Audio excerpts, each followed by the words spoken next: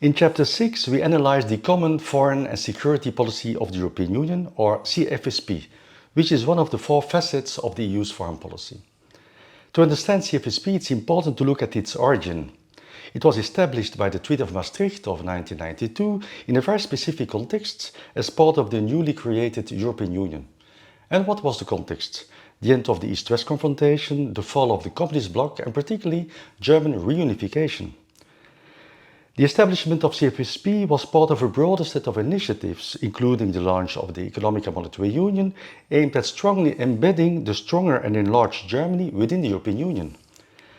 And this also means that internal foreign policy objectives, that is to control or embed Germany, were at that time more important than external foreign policy objectives, that is strengthening the EU as an international actor towards other parts of the world, which was clearly not the main objective of most member states. The origins of the CFSP had important implications for its main features and for its design. The CFSP has been designed as a separate second pillar of the European Union, separate from the European Community. And that second pillar was organized in a purely intergovernmental way. Full control by member states, unanimity, and no involvement of the supranational institutions.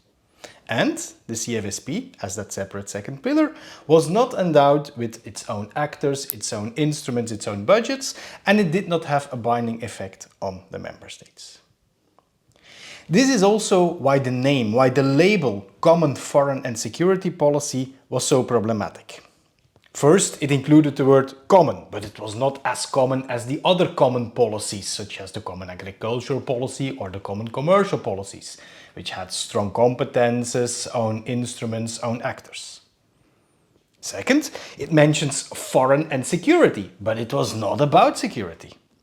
And third, it speaks about policy, but it was rather about cooperation between member states. This unavoidably resulted in what has been called the expectation capabilities gap. Member states had raised expectations with the creation of the CFSP and with calling it CFSP, but they did not provide the tools to fulfill these expectations. But looking at the development of CFSP, there clearly have been some major changes. Actors have been created to support and embody CFSP, such as the High Representative of the Union for Foreign Affairs and Security Policy, or the European External Action Service, which is its diplomatic service. And also new instruments have been created, including new financial instruments such as the European Peace Facility and the possibility to conduct military operations and civilian missions as part of the Common Security and Defence Policy, which we discuss in Chapter 7. An important observation that has characterized, and that is still characterizing the CFSP, is that member states never wanted that the EU would take over their national foreign policies, which they still considered as being at the heart of their national sovereignty. CFSP is indeed still purely intergovernmentally organized. The member states in the Council and in the European Council take the decisions.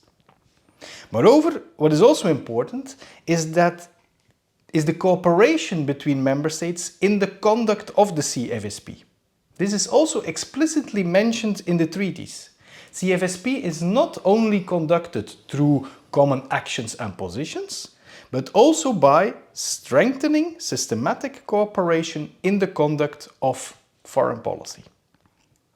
Significant in this context is also the often neglected declarations in the treaty. Declarations 13 and 14 on the CFSP, which have been added to the Lisbon Treaty, and in which member states emphasize, and I quote, "Provisions on the CFSP do not affect the responsibility of the member states as they currently exist for the formulation and conduct of their foreign policy." That the CFSP is not designed to replace the foreign policies of the member states also reflects the major differences that exist between the member states. For instance, in terms of capabilities, military and diplomatic power, interests, but also in terms of their history, worldviews or role conceptions. Nevertheless, taken together, CFSP gradually became more important, with a widening scope of action and an increasingly strong operational foreign policy, including on sensitive topics such as negotiations on the Iranian nuclear capabilities, where the EU proved to be an important diplomatic actor. And more recently, obviously, there's the EU's reaction on the Russian invasion in Ukraine, as the EU managed to develop a strong common policy despite the intergovernmental nature of CFSP and despite the differences that exist between member states.